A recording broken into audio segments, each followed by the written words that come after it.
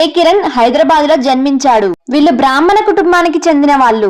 ఉదయ్ కిరణ్ కి ఒక అన్నయ్య, అక్క ఉన్నారు. అన్నయ్య MBBS top ranker. Uday Kiran కుటుంబం మొత్తం చిరంజీవి గారికి వీరాభిమానులు.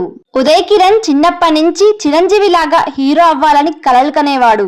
అనుకోకుండా ఒక రోజు వాళ్ళ అన్నయ్య ఆత్మహత్య చేసుకున్నాడు. అన్నయ్య మరణమే ఉదయ్ కిరణ్ గారి జీవితంలో జరిగిన మొదటి చేదు అనుభవం.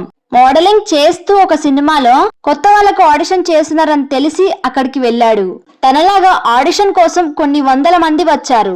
డైరెక్టర్ తేజ గారు ఉదయ్ కిరణ్ ను కొన్ని టెస్టులు పెట్టి సెలెక్ట్ చేశారు.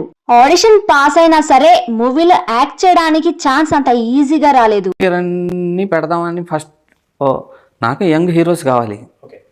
ఫిల్మ్ ఇండస్ట్రీ రూల్ ప్రకారం ఎవడో ఒకటి ఫేమస్ ఉండాలి కదా ఫస్ట్ హీరో. నేను ఉదయ్ అనుకున్నా, కానీ రామోజీ ఫిల్మ్ సిటీలో ఏం చెప్పారంటే ఇతను కాదు, ఇంకొక అబ్బాయి ఉన్నాడు, మా సినిమాలో చైల్డ్ ఆర్టిస్ట్గా కూడా చేశాడు, అతను పెడదాం అన్నారు. సో ఉదయ్ కిరణ్ ఏం చెప్పానంటే, నువ్వు ఫ్రంట్ ముందు కూర్చునేవాడు, నువ్వు వెళ్ళి వెనక్కి కూర్చో, వేరే అబ్బాయి వస్తున్నాడు. ఫైనల్ గా తేజ గారు ఉదయ్ కిరణ్ తో చిత్రం సినిమా కంప్లీట్ చేశారు. ఈ సినిమా 2000 సంవత్సరం మే 9న రిలీజ్ అయింది. ఉదయ్ కిరణ్ 19 ఏళ్లకే తన మొదటి సినిమాతో సూపర్ హిట్ కొట్టాడు. మళ్ళీ తేజతో నువ్వు నేను సినిమా తీశాడు.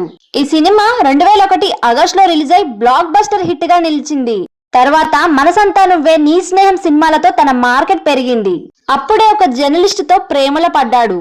ఆ అమ్మాయి సడన్ గా బ్రేకప్ చెప్పడంతో డిప్రెషన్ లకి వెళ్లిపోయాడు. ఇది తన లైఫ్ లో జరిగిన రెండవ గాయం. ఒక డైరెక్టర్ కారణంగా చిరంజీవి గారితో మంచి స్నేహం ఏర్పడింది. తన అభిమాన హీరోని గురువుగా భావించి సలహాలు సూచనలు తీసుకునేవాడు. ఆచరోతోనే తన కూతురిచ్చి పెళ్లి చేస్తానని చిరంజీవి గారు చెప్పడం, సుష్మిత అంటే ఉదయ్ కిరణ్ కూడా ఇష్టం ఉండడంతో ఒప్పుకున్నాడు. ఉదయ్ కిరణ్ కు సుష్మితకు ఎంగేజ్మెంట్ కూడా జరిగింది. కొన్ని మనస్పర్ధాల కారణంగా సుష్మితతో పెళ్లికి ఉదయ్ కిరణ్ నిరాకరించాడు. ఇది తన లైఫ్ లో జరిగిన మూడవ గాయం. ఈ కంప్లీట్ వీడియో కింద లింక్ ఉంది, తప్పకుండా చూడండి.